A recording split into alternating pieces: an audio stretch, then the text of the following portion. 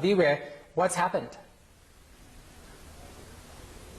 So Shahan, the courier company, in fact, that was transporting those test kits has been fired. That's the word in a media statement from the National Health Laboratory Services, of course, who was tasked to transport those test kits, telling us that that courier company has been fired, and essentially two other courier companies who already been operating in the Eastern Cape have now taken over the routes that specific courier company was covering, essentially. So in our understanding from the statement, that company, some technicality happened within the van, apparently the bakkie that was transporting those test kits. You remember we broke the story on Monday, telling you about those test kits that were found on the N2 highway. But when we spoke to that person that told us told us about it all on Sunday, in fact, he told us that he came across those test kits last week, Tuesday already, when he was jogging on that N2 highway between Mdantsane and Negligent. Essentially, that would tell you that those test kits have been on that highway for at least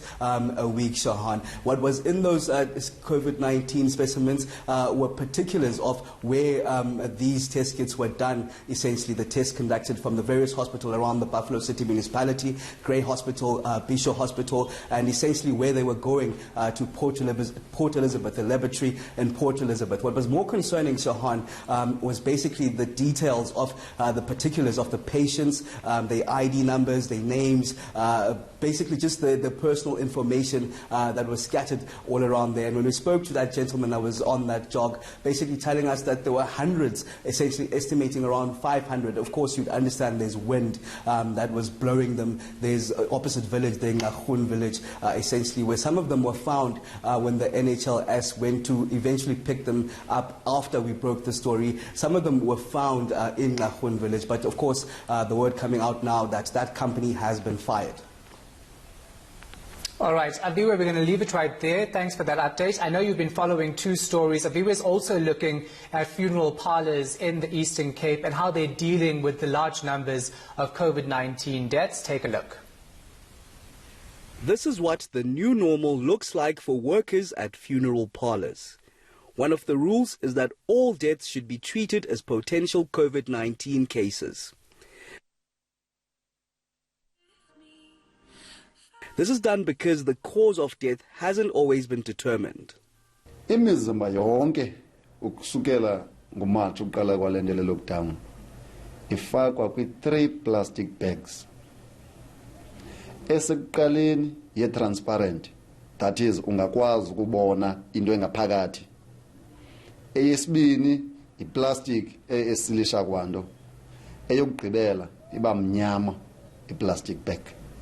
And then into edala basimfake kuleya ingaphansi i-transparent senzela xa ifamily izom-identifya kube lula ukuba ibone through i-plastic, because abazukwazi ukuba avulwe babone buqu bakhe, funeka bebone through i-plastic. One of the ways in which a body is identified is by taking fingerprints, but this has become a headache for funeral parlours as there are no clear regulations on how to do this safely. Mhlawumbe okanye abo basemthatha bona bayibambile umthetho othi aba bantu be-COVID case mabangavulwa sebevaliwe, and then abaselibona babesithi bona isengenzeka ifraud kule nto yoba kungabekwa minwe, umuntu athi naye this is a COVID case so akho satiswa kubekwa iminwe, so usengenzeka ifraud. Then abo basemthatha besithi bona i-COVID case is dangerous. So kuba khona ezo differences ke ngoku kwezi departments sifeyisane ke ngothina nobo bunzima into bana kufuneka uzama ukuthambela imeko uba ndiyemthatha ngoku xa ndiyemthatha funeka ndibehave kanje, xa ndiyelibodwa funeka ndibehave kanje.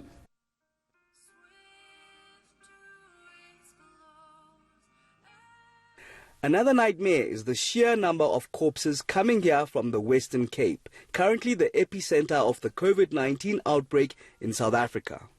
Ike isuka imizimba pha eKapa ingasilishwanga ibe isiza neziteksi zirhuqa itrailer babe besithi abantu bakhe hayi lo muntu akekho covid, kodwa nxa nibona imeko le yakhe lo muntu hayi man lo muntu lofanele uba ucovid ngale ndlela, kodwa ke thina xa efika pha kuthi siyamsilisha umuntu. This funeral parlour says it's expecting no less than 30 bodies from the Western Cape on this day alone. Aviwe Mtila, Tsolo, Eastern Cape.